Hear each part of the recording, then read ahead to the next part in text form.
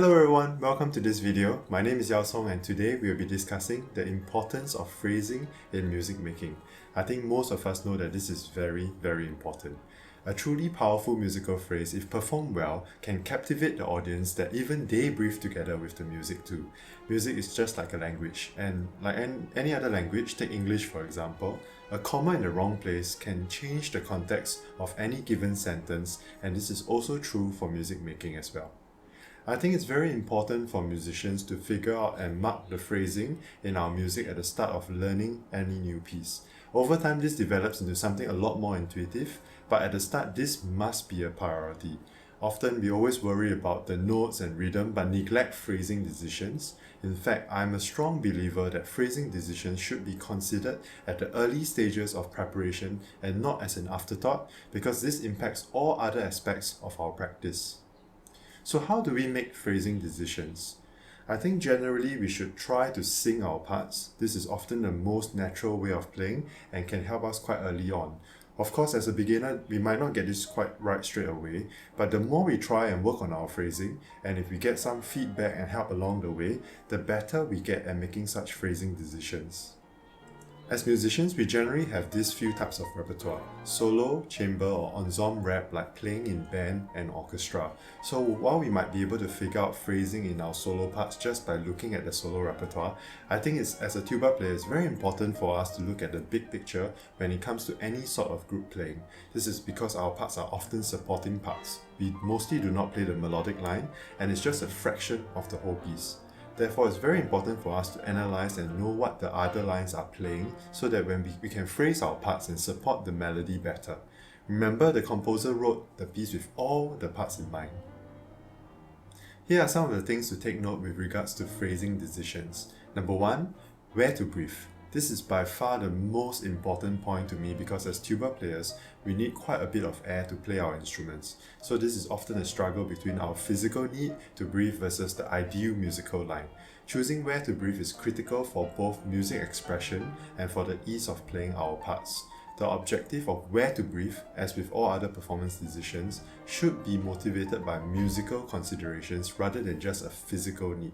I think it's very important to stress this attitude as it will change our approach to music interpretation. Over time, we will learn where are the best and most efficient places to breathe, but still ensure a good musical phrase. Of course, if you play a section with more than one player, one of the best ways to counter this breathing problem is through staggered breathing.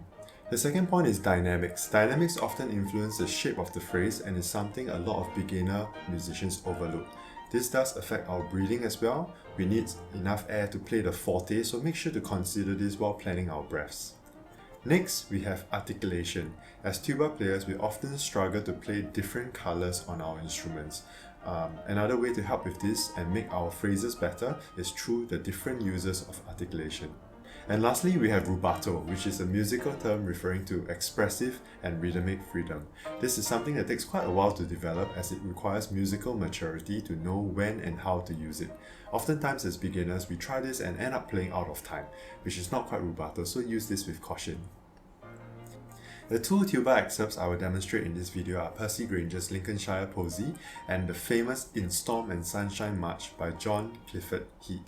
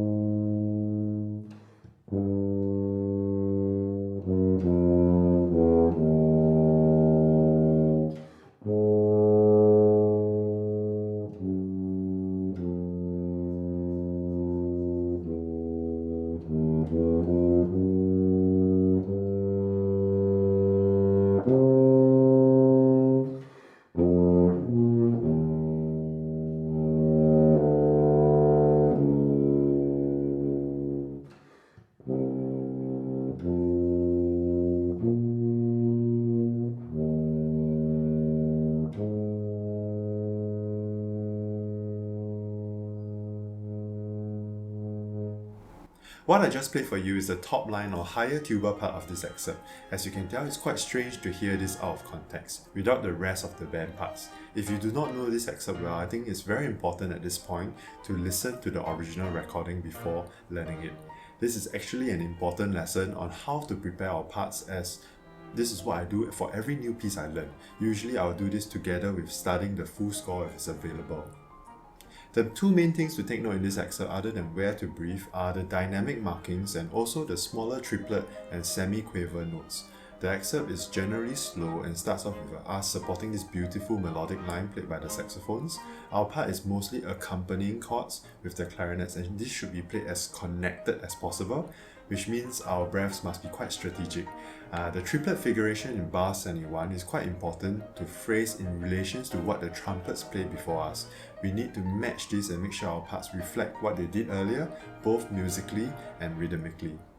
The subsequent semiquavers in bar 72 to 73 need to be placed very carefully as well. These are quite expressive and again needs to support the melodic line. Do note the dynamics in this section. Based on the phrasing in our part, it will also make sense to breathe at the end of bar 74 where the phrase mark ends. However, I think there's also a possibility to breathe after bar 75 too. This can be up to your own discretion and also depending on your band conductor. I'll do this alternate phrasing when I play the lower line later. Bar 76 onwards is pretty much similar, as we have mentioned already earlier. Always playing in relation to the other parts, especially when we have those subdivision or smaller value notes, and always follow the dynamics in the score. Bars 81 to 83 are where we have to be very careful with what the band director wants, because this read is not always the same, and we play the same rhythms as everyone else in this bar, so you must match this together. I hope these pointers help you, and I'll play for you the lower octave of the excerpt now.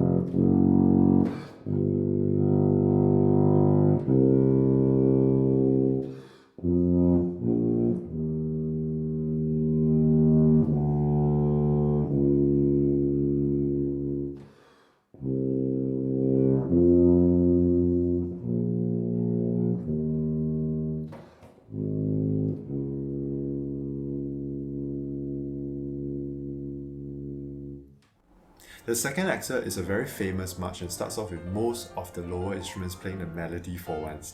Beginner students will get very excited to see so many notes, but I think please be mindful of the phrasing here. It's quite straightforward 4-bar phrases, but also do note the sequence, and it's basically the same material in relative keys. We start off with A flat major followed by F minor.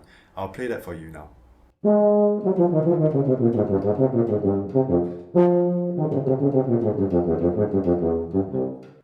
This excerpt is quite a technical excerpt as we have to play all these fast notes. One of the traps for a lot of younger musicians here is poor articulation. We end up getting very excited and play everything a bit too short and percussive. Note that while it's quite fast, nothing here is really played short and is almost legato with a very light and lyrical articulation. In my preparation, I did a lot of slurs and I also helped to change the rhythm to help me learn some of these notes. Here are some examples of what I did.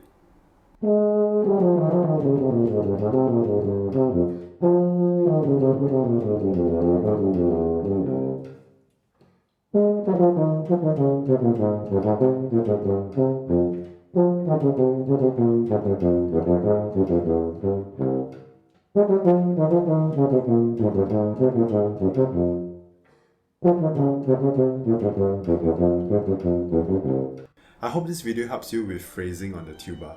The great thing about phrasing is that it's often a journey. As we mature as musicians and gain more experience, we often end up making new decisions, and this is perfectly okay. Feel free to get in touch if you have any questions about this, and do leave your comments below and I'll make sure to answer them. Good luck!